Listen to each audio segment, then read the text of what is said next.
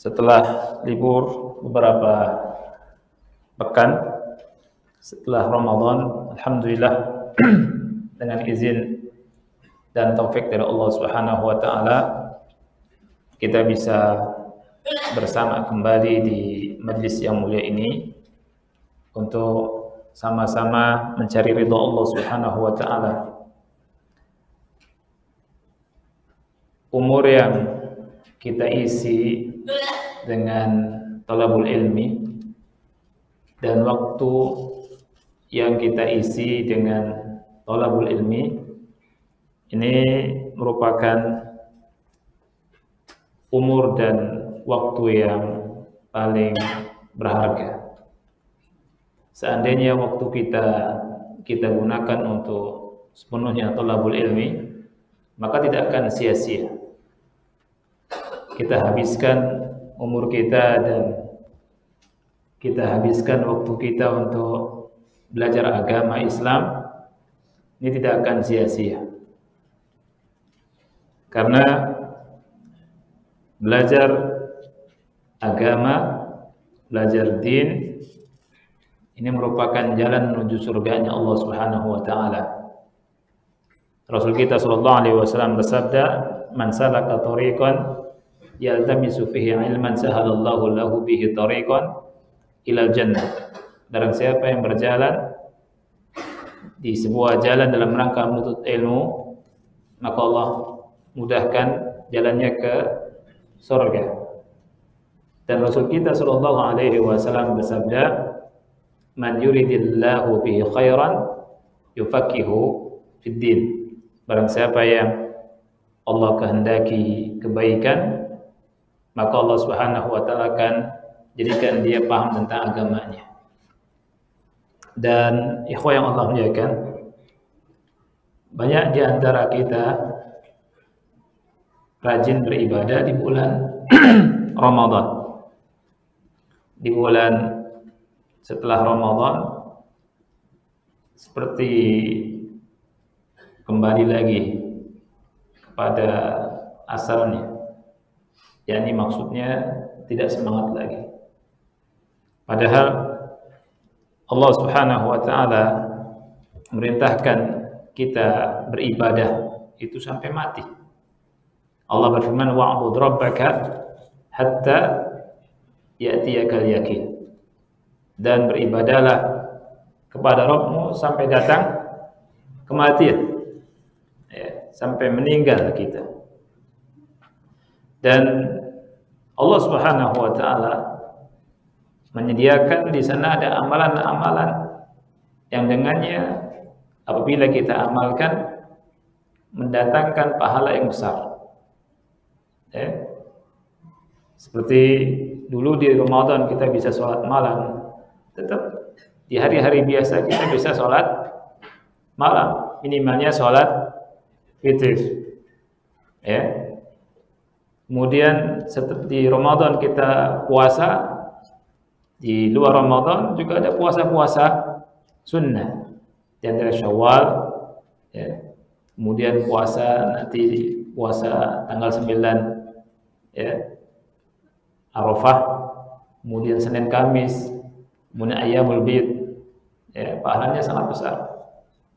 Kemudian ada zikir yang kita bisa baca di hari-hari kita ini. Di antaranya adalah zikir subhanallah bihamdih, subhanallahil azim, yang Rasul kita sallallahu alaihi wasallam sifati zikir ini dengan 3 sifat. Ya. Kata Rasul, kalimatan khafifatan 'ala lisan, 2 kalimat yang ringan di lisan. Ya. Kemudian thaqilatan fil mizan, berat di timbangan. Kemudian kata Rasul, habibatan ila rahman, yang paling dicinta oleh Allah Subhanahu wa taala Ar-Rahman. Jadi subhanallah bihamdih, subhanallahil azim.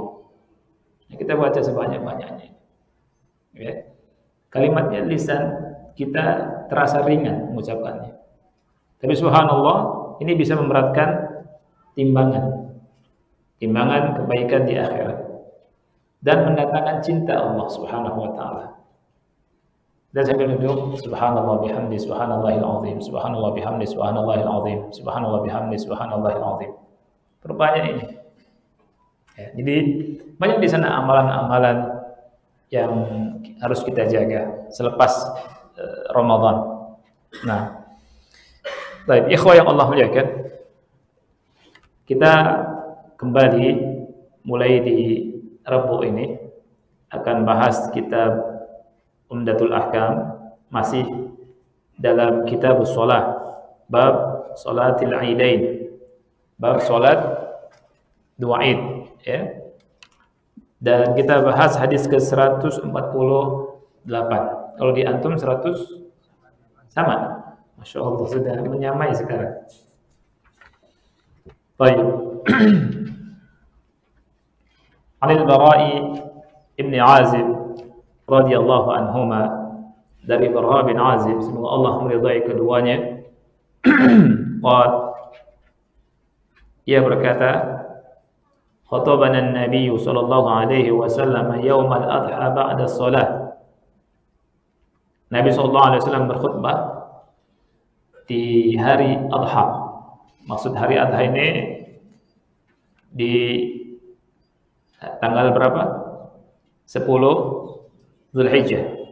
Ya, tanggal 10 Zulhijjah, yakni di Idul Adha. Nah, ba'da shalah, setelah salat.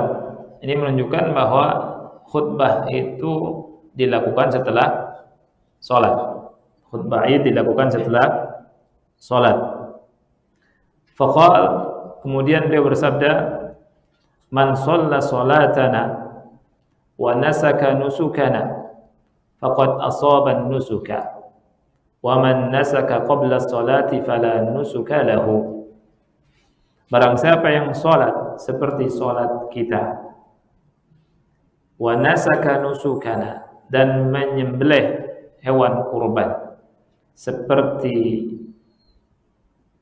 tata cara menyembelih hewan kurbannya kita, faqad asaban nusuk, maka sesungguhnya dia telah mendapatkan pahala berkorban. Wa man nasaka qabla sholati fala nusuka lahu, dan barang siapa yang menyembelih hewan kurban sebelum salat Id, fala nusuka lahu, maka dia tidak mendapatkan pahala berkorbannya. Faqala Abu Burdah bin Niyar, berkata Abu Burdah ibn Niyar, khalul Bara. Khal di sini paman dari pihak ibu. Kalau paman dari pihak ayah namanya am, ya, ammun atau ammah, ya, bibi. Ya Rasulullah, wahai Rasulullah, fa inni nasaktu syati qabla shalah, sesungguhnya aku telah menyembelih kambingku sebelum salat.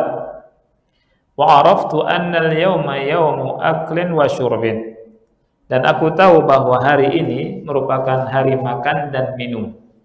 Jadi beliau memiliki pengetahuan bahwa hari raya bukan hari puasa sebagaimana hari tasyrik. Rasulullah SAW berkata, ayyamu tasyrik ayyamu aklin wa syurbin. Hari-hari tasyrik itu hari makan dan hari minum. Wa ahbabtu an takuna syati awwala ma yudhbahu fi baiti, dan aku suka seandainya kambingku merupakan awal dari yang disembelih di rumahku. Fadzabahtu syati, maka aku pun menyembelih kambingku. Wa taghaddaitu qabla an atiya shalah, kemudian aku memakannya sebelum aku mendatangi salat. Jadi di antara sunnah sebelum salat Idul Adha adalah kita makan, kita berbuka. Kita puasa, maaf, kita puasa. Kalau kemarin kita berbuka. Nah, qal, dia berkata, syatuka syatu lahmin. Rasulullah SAW bersabda, syatuka, maksudnya kambingmu itu kambing daging. Artinya bukan kambing kurban. Qal, dia berkata, ya Rasulullah, wahai Rasulullah, fa inna indana anaqan lana jaz'ah hiya ahabbu ilayya min syatain. Wahai Rasulullah, kami memiliki anaqan. Ya, kami memiliki anaqan. Anaqan di sini dijelaskan oleh Syekh Muhammad bin Shalih Al-Utsaimin rahimahullah adalah kambing betina, al-untha as-saghira, kambing kecil, kambing betina. Umurnya kurang di bawah 1 tahun. Ya, umurnya kurang di bawah 1 tahun. Kemudian beliau berkata, hiya ahabbu ilayya min syatain. Tapi dia lebih aku sukai dari 2 kambing. Ini menunjukkan bahwa anaknya dia ini mahal. Ya, kambingnya dia ini harganya mahal. Lebih dia sukai daripada 2 kambing. Tapi maaf, belum masa disembelih untuk kurban. Karena umurnya masih kurang, ya. Karena masih kecil. Kata Syekh Utsaimin sekitar masih 4 bulanan. Ya, masih 4 bulan. Kalau kambing syaratnya dikurbankan itu umur berapa? 1 tahun. Kalau domba boleh setengah tahun, 6 bulan. Ya. Kalau sapi 2 tahun. Kalau onta 4 tahun. Jadi onta itu 4 tahun. Kalau sudah sempurna 4 tahun baru dikorbankan. Sebelum itu nggak boleh. Kalau sapi 2 tahun. Ya, sebelum 2 tahun belum memenuhi syarat dikorbankan. Kalau kambing 1 tahun. Kalau domba setengah tahun. Nih, disebutkan oleh ulama nyata Syekh Utsaimin rahimahullah. Kemudian Rasul berkata, qala na'am. Afatajzi anni, apakah ia sah dijadikan korban dariku atau untukku? Qal, Rasul berkata, na'am, iya. Walan tajzi an ahadin ba'daka. Kata Rasul, iya, artinya sah. Tapi tidak bisa untuk siapapun setelah engkau. Artinya sebagian ulama mengatakan ini khusus bagi pamannya Bara bin Azib. Ya, nanti akan kita bahas tentang makna kekhususannya. Baik. Ada beberapa faedah yang bisa kita bahas.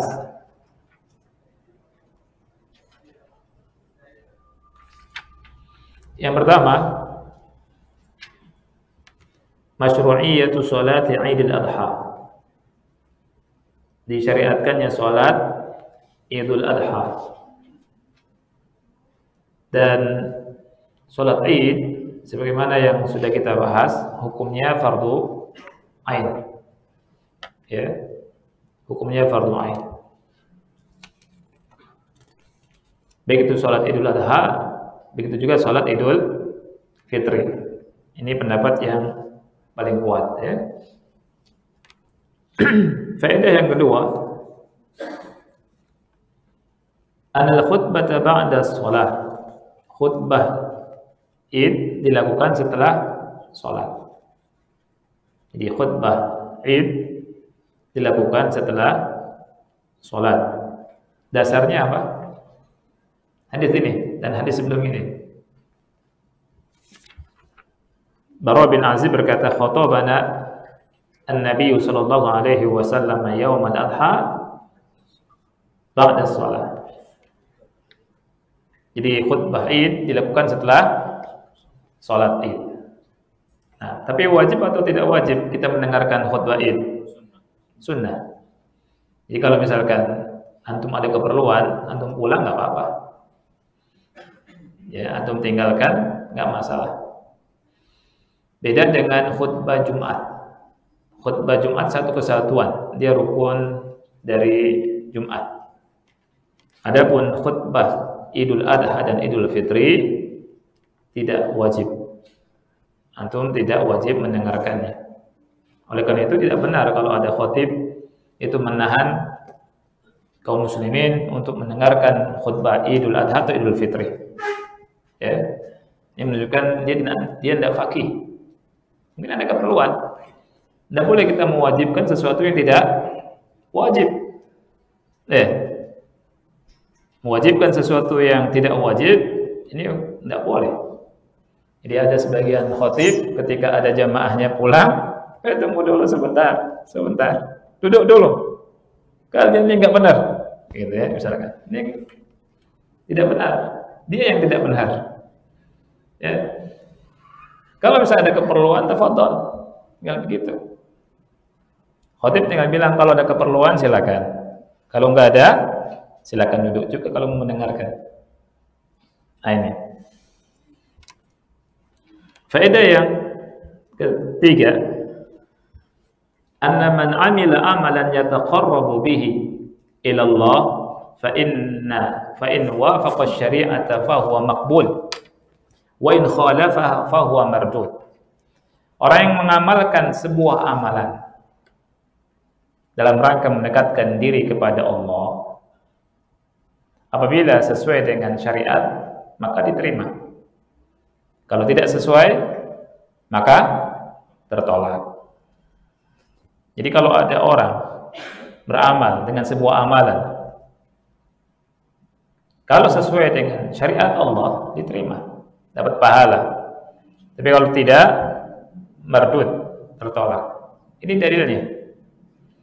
Ya, Rasulullah SAW setelah khutbah, Rasulullah SAW berkhutbah, Rasul berkata, man shalla sholatan, barang siapa yang sholat seperti sholat kita, wa nasaka nusukana, kemudian dia melakukan nusuk di sini artinya apa? Menyembelih hewan kurban. Makanya di antara makna kul inna sholati wa nusuki wa mahyaya wa mamati lillahi rabbil alamin. Kul inna sholati, katakanlah sesungguhnya salatku, wa nusuki, dan sesembelihanku. Karena nusuk artinya apa? Sembelihan. Ya.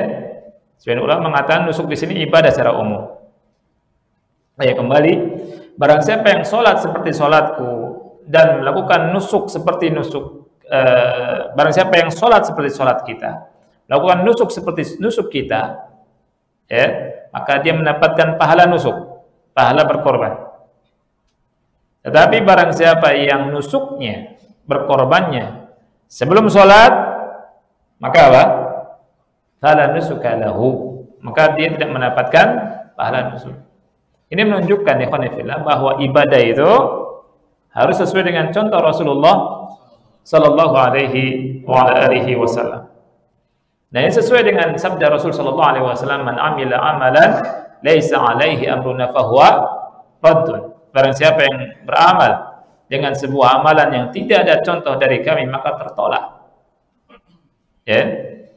Jadi kalau ada orang beramal kemudian mengatakan ini dari Islam, ya, maka harus ada contoh dari Nabi Muhammad SAW. Dan kalau dia beribadah dengan amalan yang tidak ada contoh dari Nabi Muhammad SAW, tidak diterima. Abadan tidak diterima. Selama-lamanya tidak diterima. Ya. Karena Rasulullah SAW contoh, suri tauladan bagi kita.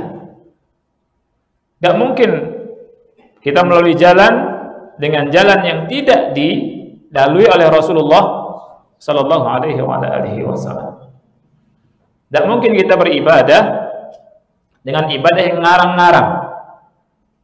Makanya Rasulullah SAW bersabda, "Man amila amalan laisa alaihi amruna fa huwa rad." Barang siapa yang beramal dengan sebuah amalan yang tidak ada contoh dari kami, maka tertolak. Baik.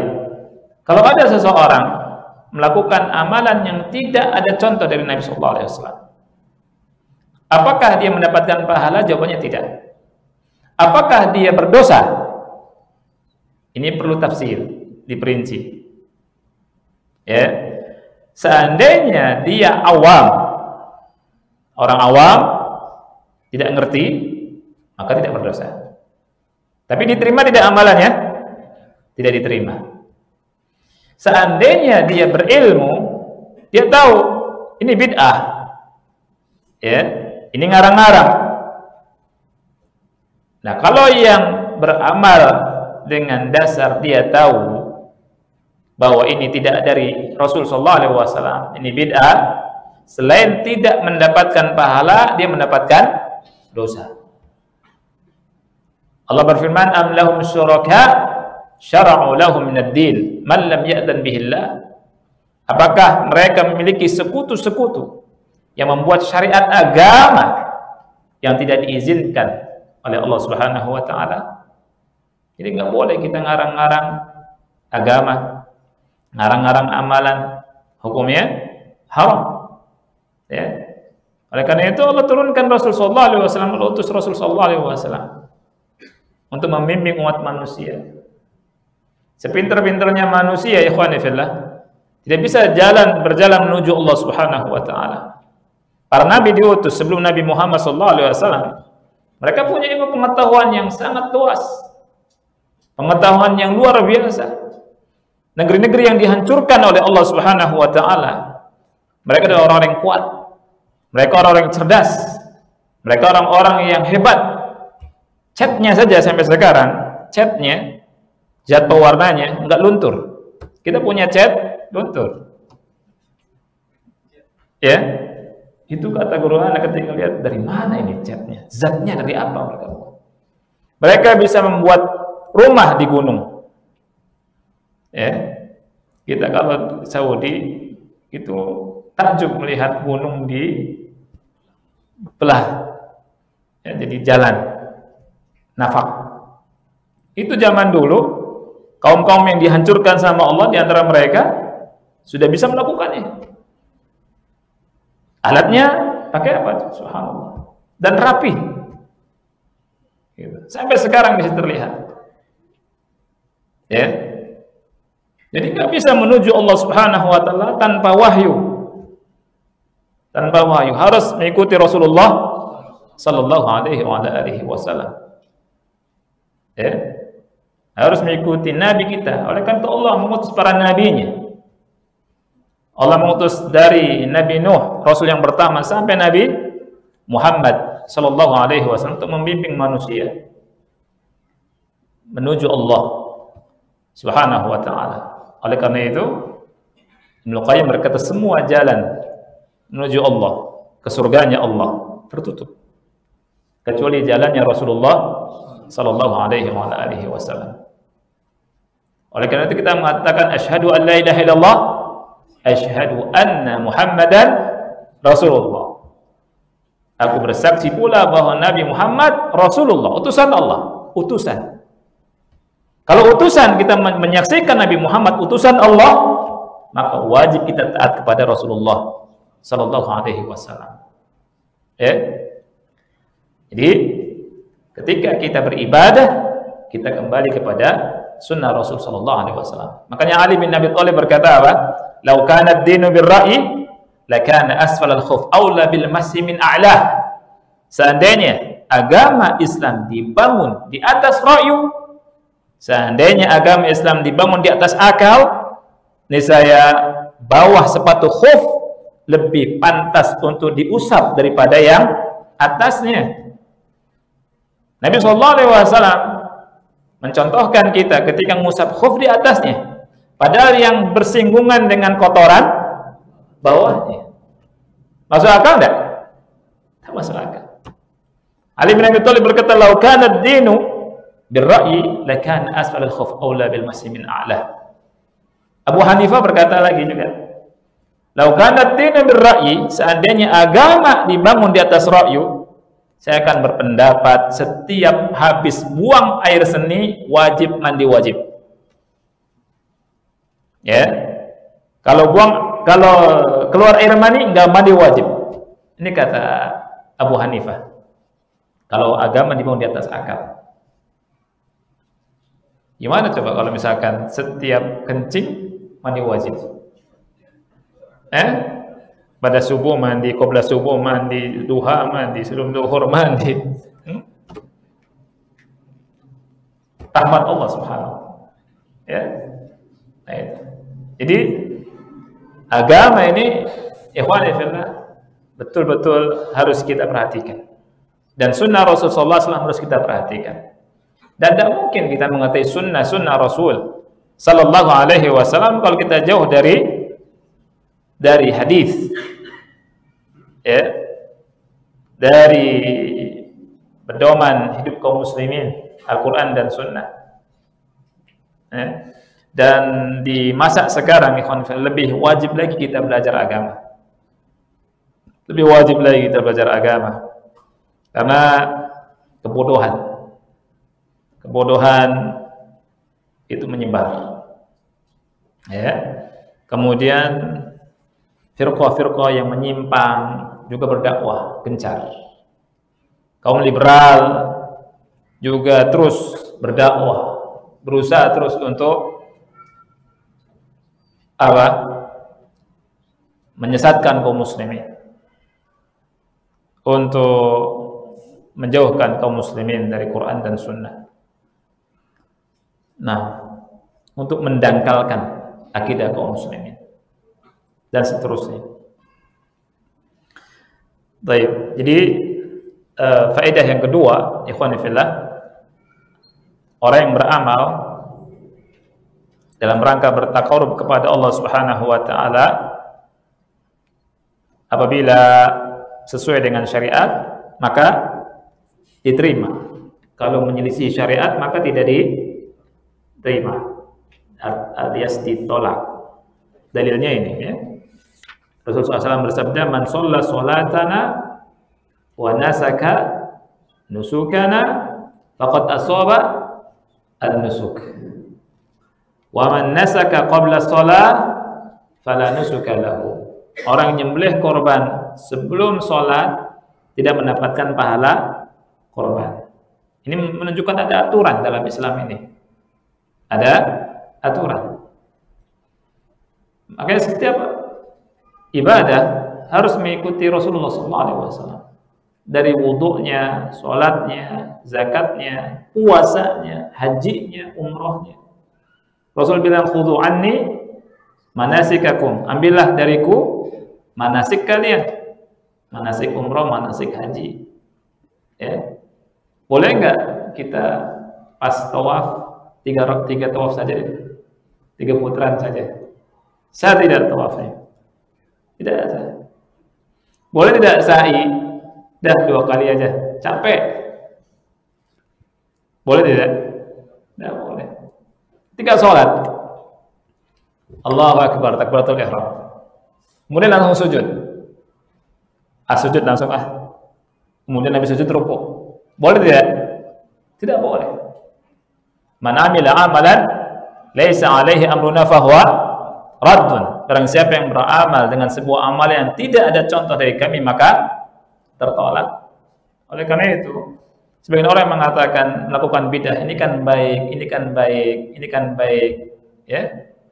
Ini tidak benar. Ya, dalil mereka begitu. Apa salahnya? Ini baik kok. Ini baik kok. Baik belum tentu benar. Ya. Oleh karena itu ujian kita kaum muslimin, manusia adalah yang Allah firmankan dalam surat Al-Mulk ayat kedua. Alladzi khalaqal mauta wal hayata liyabluwakum ayyukum ahsanu amala. Dia Allah Subhanahu wa taala yang menciptakan kematian, menciptakan kehidupan. Ya. Liyabluwakum, agar Allah uji kalian. Ayyukum ahsanu amala. Siapa di antara kalian yang paling baik amalnya? Bukan paling banyak amalnya. Ya. Bukan hanya sekedar beramal banyak, bukan. Tapi paling baik amalnya. Allah melihat di antara kita siapa yang paling baik amalnya. Oleh karena itu, Fudail bin Iyad berkata, "Ai akhlasuhu wa aswabuh." Yaitu yang paling ikhlas dan yang paling shawab. Ya. Dia berkata, "Innal amala idza kana khalisan wa lam yakun shawaban lam yuqbal." Sesungguhnya amalan itu apabila khalis, tidak shawab, tidak diterima. Ya. Wa idza kana shawaban wa lam yakun khalisan lam yuqbal. Begitu juga kalau shawab tidak khalis, tidak diterima. Hatta yakuna khalisan shawaban. Sehingga amalannya harus khalis dan shawab. Fal khalisu ay yakuna lillah. Khalis itu amalan untuk Allah. Ay yakuna lillah. Jadi kita periksa amal kita ini. Ikhlas tidak? Ya, apakah kita sholat? Apakah kita puasa? Apakah kita zakat? Sedekah? Karena Allah atau karena manusia? Diperiksa hati kita. Al-khalis ay yakuna lillah, harus untuk Allah. Was-shawabu ay yakuna 'ala sunnah. Dan shawab hendaknya amal itu di atas sunnah Rasul sallallahu alaihi wa alihi wasallam. Pegang dua hal ini, ikhlas dan muwafaqatus sunnah. Kita bersabar karena memegang agama semakin hari semakin terasa. Kata Rasul, orang yang memegang agama di akhir zaman itu seperti memegang bara api. Ya. Kal-qabid 'alal jamr. Nah, tapi mudah-mudahan kita diwafatkan di atas sunnah Rasulullah sallallahu alaihi wa alihi wasallam. Ini yang kita inginkan. Meninggal di atas sunnah. Sunnah manusia yang paling utama. Ya, nabi yang paling utama. Nabi Muhammad sallallahu alaihi wasallam. Jangankan manusia, benda mati cinta sama Nabi Muhammad sallallahu alaihi wasallam, seperti bukit Uhud. Nah, kita ikuti sunnah beliau sallallahu alaihi wasallam sampai ke telaga. Ya. Telaganya Rasul sallallahu alaihi wasallam. Orang yang meninggal di atas sunnah, dia berharap boleh mengharapkan minum telaganya Rasulullah sallallahu alaihi wasallam. Yang ahlul bid'ah diusir dari situ. Yang Rasul katakan ummati ummati. Kemudian dikatakan innaka la tadri ma ahdatsu ba'dak. Sesungguhnya engkau wahai Muhammad tidak mengetahui apa yang telah mereka perbuat dari hal-hal yang baru setelah engkau. Oleh karena itu tidak boleh kita mengubah-ubah agama, mengubah agama, ngarang-ngarang. Ya. Ancamannya Rasul kalau ngarang-ngarang agama diputus urat lehernya, urat nadinya diputus. Ya. Dan berapa banyak orang yang ngarang agama matinya mati su'ul khotimah. Ngarang ibadah, ngarang agama. Kita tidak boleh ngarang-ngarang. Kita sesuai dengan ajaran yang telah dicontoh oleh Rasulullah SAW. Tidak nambah, tidak kurang. Tidak nambah, tidak kurang. Kalau ingin diterima. Ya, oleh karena itu kalau kita ingin bertakarub kepada Allah dengan amalan, perhatikan apakah amalan ini sesuai dengan sunnah Rasulullah SAW atau tidak. Ini yang ketiga. Faedah yang keempat, annal ibadatal muwaqqatata la tasihhu qabla waqtiha mutlaqan. Bahwa ibadah yang dibatasi dengan waktu tidak sah apabila dilakukan sebelum waktunya.